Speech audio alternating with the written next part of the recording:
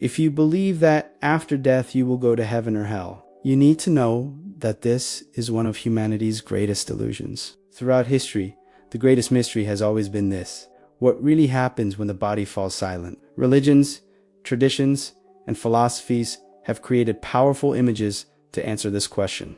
But Seth reveals something surprising.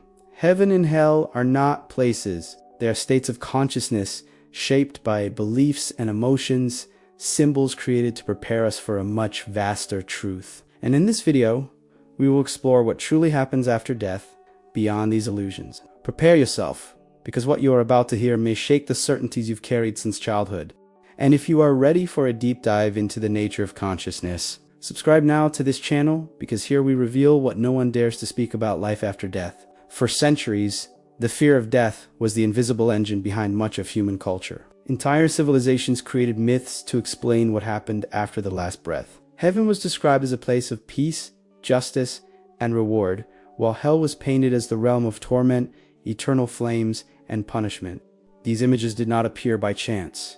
They were born out of humanity's need to make sense of the unknown. They were powerful stories that helped people cope with the fear of the void, the pain of loss, and the uncertainty of the final destination. But as Seth reveals, these images were never meant to be literal maps. They were metaphors, symbols, rehearsals of consciousness preparing itself for something far greater.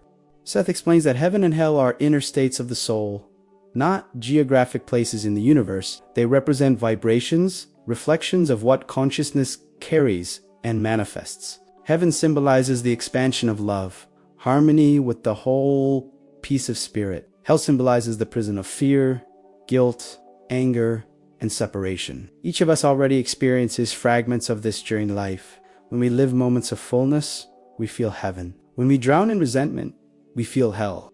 After death, these experiences do not disappear. They intensify, reflecting exactly what we cultivated internally. Heaven and hell, therefore, are not imposed destinations, but states created by consciousness itself. These metaphors were used by religions as teaching tools. In times when humanity lacked the maturity to understand consciousness, strong symbols were necessary. The promise of heaven inspired good deeds, while the fear of hell acted as a moral restraint. Thus, these images helped maintain order, created systems of collective responsibility, and offered hope amidst life's suffering.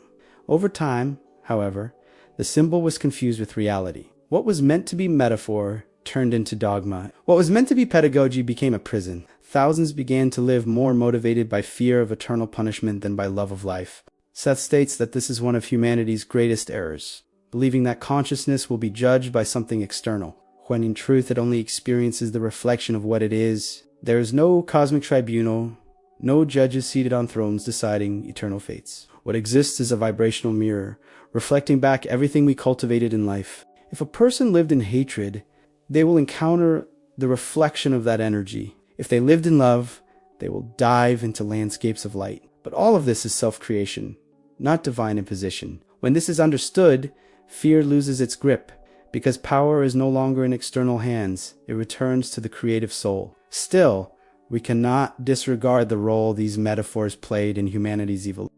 They served as the first rehearsal, a collective training to teach that our actions have consequences. Heaven and hell taught us that we do not live in isolation, that what we do reverberates in the whole, that choices have weight. These stories helped humanity mature morally, even if at the cost of fear.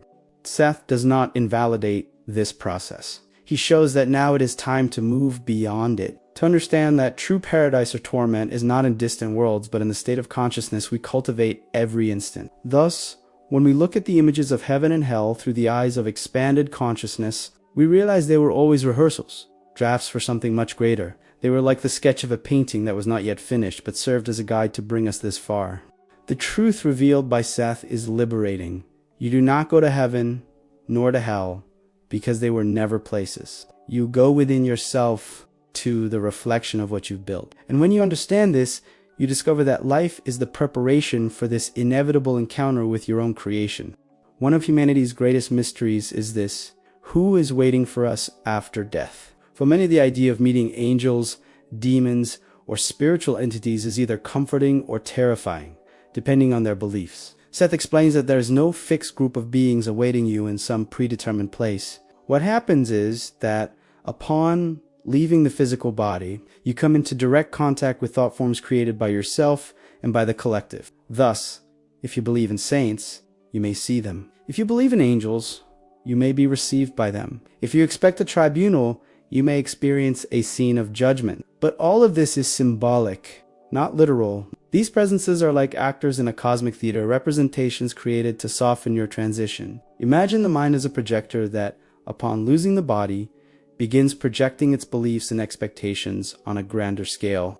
If during life you cultivated the idea of a loving guide who would come to fetch you, that will be exactly the experience you will have. Not because someone outside of you decreed it, but because your creative consciousness molds the reality around you. Seth emphasizes that the universe is not a cold tribunal, but a stage of learning where you encounter exactly what you need to adapt to the new state of existence. Countless near-death experience reports confirm this principle. Christians report meeting Jesus or Mary. Buddhists describe the presence of bodhisattvas. Spiritualists speak of relatives or familiar guides. The most striking fact is that I'll describe a similar sensation of being welcomed, of being home, of being deeply known. This shows that, regardless of the symbolic form, the content is always the same. The soul is received with love, but through images shaped by its own beliefs. Heaven or hell are not outside, they emerge from within, and the presences we meet are reflections of this inner world. This revelation may be disturbing at first, because it dismantles the idea of external beings judging or controlling our fate. But it is also profoundly liberating. If what you encounter after death is molded by your own convictions, then you have more power than you ever imagined.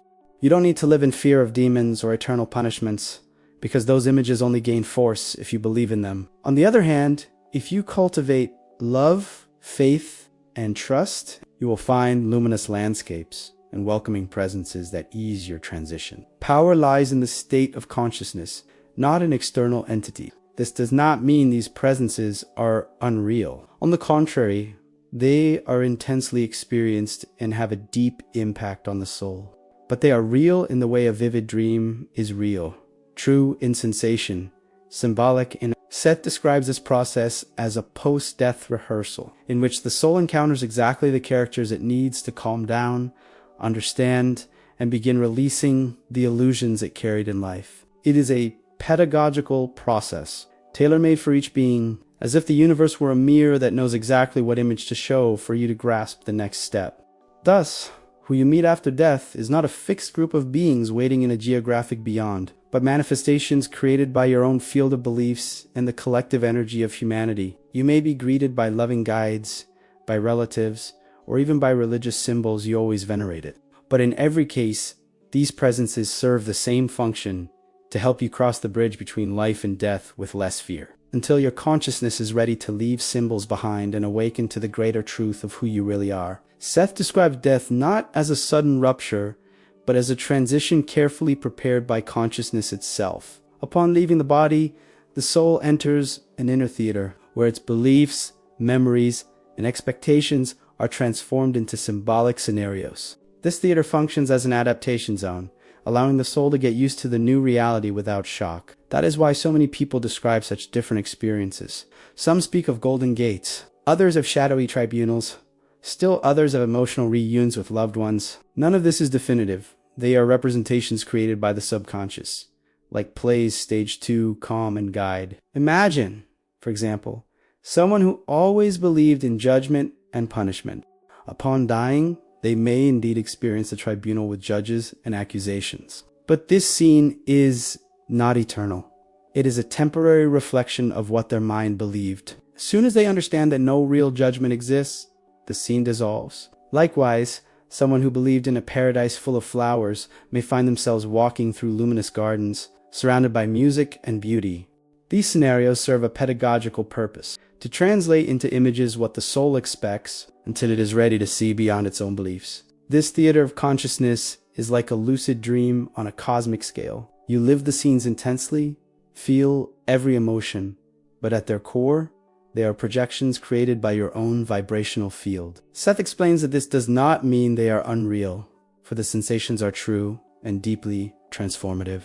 But they are not ultimate truths. They are transition stages. It is as if the soul needed a symbolic language to release memories of physical life and prepare for subtler states. This theater is the bridge between worlds, still filled with familiar images, but already pointing toward freedom beyond them. What is fascinating is how this process respects each human being in their uniqueness. There is no universal script.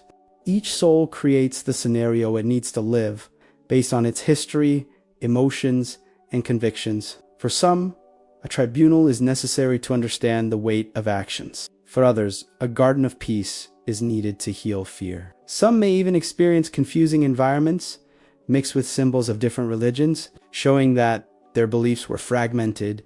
The theater of consciousness is flexible, tailor-made, and precisely because of this, it is so effective in teaching, calming, and expanding the soul at the beginning of the post-death journey.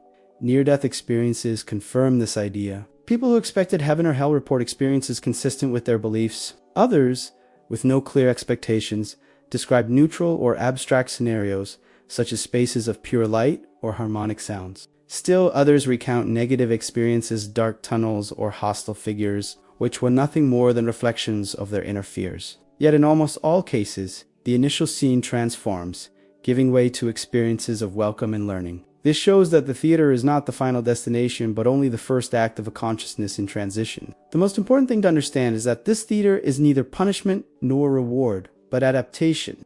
It exists so the soul may perceive through familiar symbols that life continues and that death is not an end. After passing through this stage, consciousness begins to dissolve the images and awaken to its true nature, a creative, free, eternal being that no longer needs metaphors to understand itself. Actually, at this point, the theater closes and the stage gives way to the greater reality of existence, where the soul discovers that it was never just acting, it was rehearsing for the grandest revelation, its own immortality. Once the soul passes through the symbols created by its beliefs, the moment comes when the theater dissolves. This is where the true revelation begins. There are no golden gates, no tribunals, no flames or choirs waiting for you.